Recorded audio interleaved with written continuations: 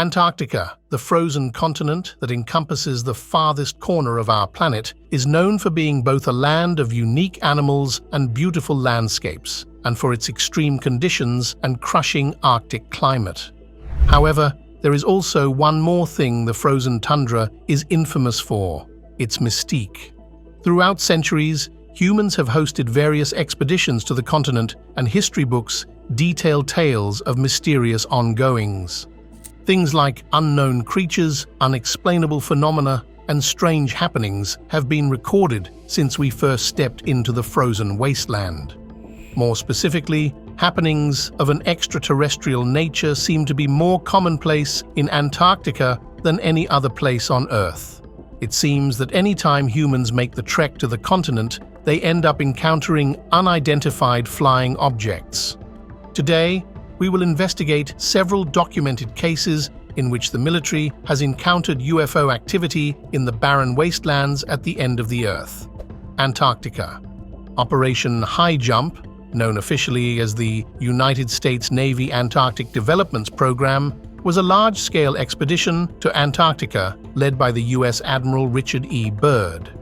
Having been active between 1946 and 1947, the stated purpose of the mission was to establish potential research bases, conduct scientific study, and proclaim U.S. sovereignty in the formerly unclaimed regions of the continent. Speculation has long surrounded Operation High Jump, however, with rumors suggesting that its true purpose was to investigate alien happenings that were known to have been present in the region by the government.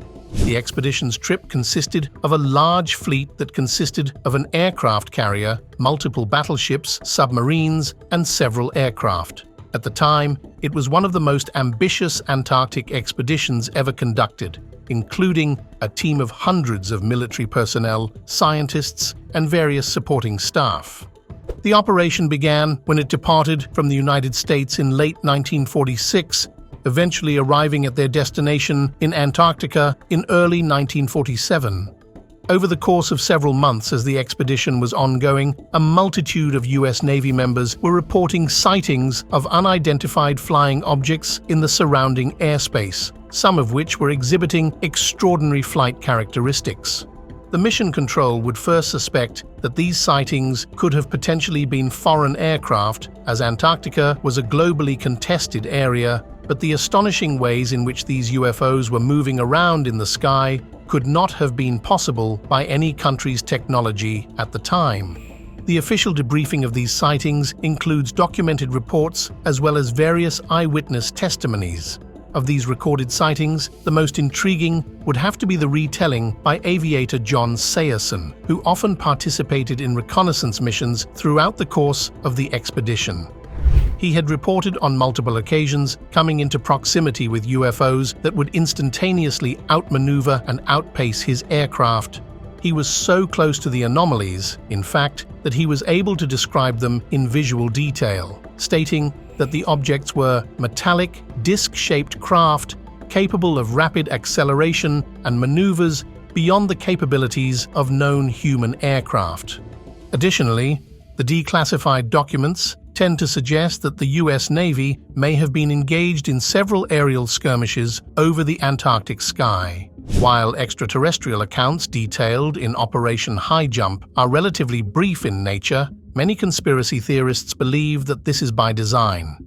It is possible that most concrete evidence of aliens and UFOs are still considered classified information by the US government, and that the most important evidence is still hidden from the American public at the present time.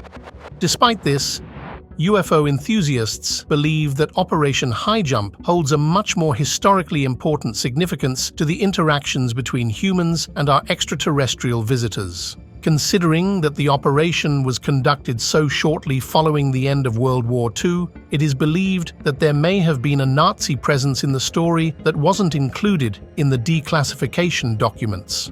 Rumors of the Nazis persisting after their defeat during World War II is not a new conspiracy, with many alleging that significant members of the party were able to successfully flee to Argentina and the surrounding countries throughout South America, where they were able to live out the remainder of their days in secrecy. This theory bleeds into Antarctica as well, as several operations were conducted by the Third Reich that took place in the Antarctic region. This raises questions as to whether the US were pursuing these leads back in 1946, when the mission first began.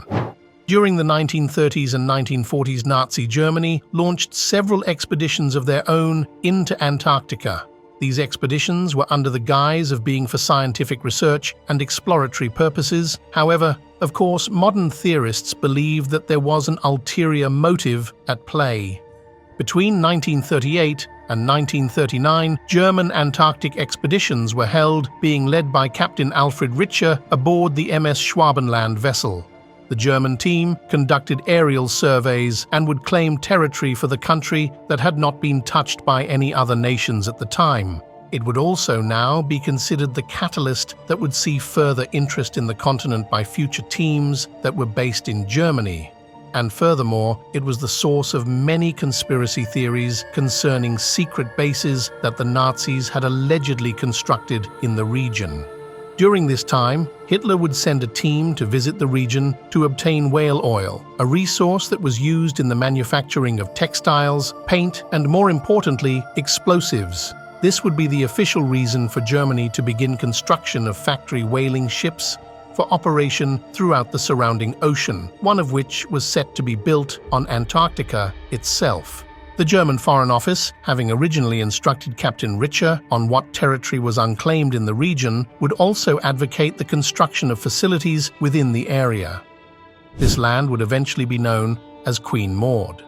However, as thorough the German Antarctic expeditions were, any evidence of factories in Queen Maud having survived past the conception phase are yet to be known.